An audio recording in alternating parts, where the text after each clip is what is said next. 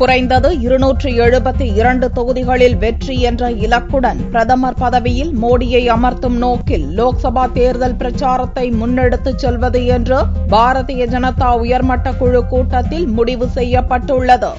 பாரதிய ஜனதாவின் ஆட்சி மன்ற குழு மற்றும் பாரதிய ஜனதா முதல்வர்களின் கூட்டம் டில்லியில் நடந்தது. 2014ஆம் ஆண்டு நடக்கவுள்ள லோக்சபா தேர்தல் வியூகங்கள் குறித்து விவாதிக்க கூட்டப்பட்ட இக்கூட்டத்தில் மூத்த தலைவர் அத்வானி, கட்சித் தலைவர் ராஜ்நாத் சிங், பிரதமர் வேட்பாளர் நரேந்திர மோடி, பார்லிமெண்ட் எதிர்க்கட்சித் தலைவர்கள் சுஷ்மா சுவராஜ், அருண் ஜேட்லி, முரளி மனோகர் ஜோஷி உள்ளிட்ட ஆட்சி மன்ற குழு உறுப்பினர்களும் மத்திய பிரதேசம், சத்தீஸ்கர், ராஜஸ்தான், கோவா மாநில முதல்வர்களும் பங்கேற்றனர். லோக்சபா தேர்தல் பிரச்சார வியூகம், புதிய கட்சிகளை கூட்டணியில் சேர்ப்பது உள்ளிட்ட பல அம்சங்கள் குறித்து பாரதிய ஜனதா தலைவர்கள் விரிவாக விவாதித்தனர். கூட்டத்துக்கு பிறகு கட்சியின் பொதுச் செயலாளர் ஆனந்த்குமார் கூறுகையில், பிரதமர் பதவிக்கு மோடி என்பதே பாரதிய ஜனதாவின் தேர்தல் முழக்கமாக இருக்கும் என்று கூறினார். லோக்சபா தேர்தலில் மெஜாரிட்டிக்கு தேவையான 272 சீட்களை கைப்பற்றுவது ஒன்றே பாரதிய ஜனதாவின் குறிக்கோள் என்றும் அவர் கூறினார். आने वाले दिनों में Bharatiya Janata party Modi for PM campaign करेगी. प्रधानमंत्री के लिए नरेंद्र भाई मोदी ये कैंपेन करेगी और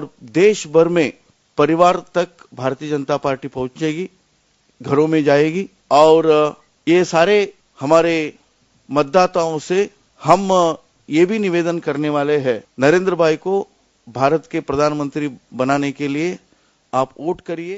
தற்போது நாட்டில் 1975ஆம் ஆண்டில் இருந்த நெருக்கடி நிலை போன்ற சூழலே நிலவுவதாக கூறிய ஆனந்த்குமார், அப்போது காங்கிரஸை ஆட்சியிலிருந்து ஒழித்து கட்ட வேண்டும் என்று மக்களுக்கு இருந்த அதே மனநிலை இப்போதும் இருப்பதாக தெரிவித்தார். ஒரு ஓட்டு ஒரு நோட்டு என்ற இயக்கத்தின் கீழ் தேர்தல் நிதி வசூலிக்கவும் இக்கூட்டத்தில் பாரதிய ஜனதா முடிவு செய்துள்ளது. அதன்படி குறைந்தபட்சமாக 10 ரூபாயும் அதிகபட்சமாக 1000 ரூபாயும் தேர்தல் நிதி வசூலிக்க திட்டமிடப்பட்டுள்ளது.